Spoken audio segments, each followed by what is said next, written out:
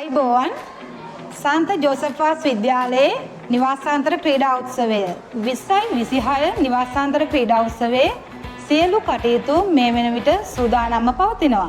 අවසන් උත්සවය පෙබරවාරි 14 වන දින විද්‍යාලීය ක්‍රීඩාංගණයේදී පැවැත්වීමට නියමිතයි. ඒ සඳහා ඔබ සියලු දෙනාටම සන්ත ජෝසෆ්ස් විද්‍යාලයේ ක්‍රීඩා භාර සහකාර විදුහල්පතිතුමිය ලෙස සියලු දෙනාටම ඉතාම ආදරයෙන් ගෞරවයෙන් ඇරයුම් කර සිටිනවා.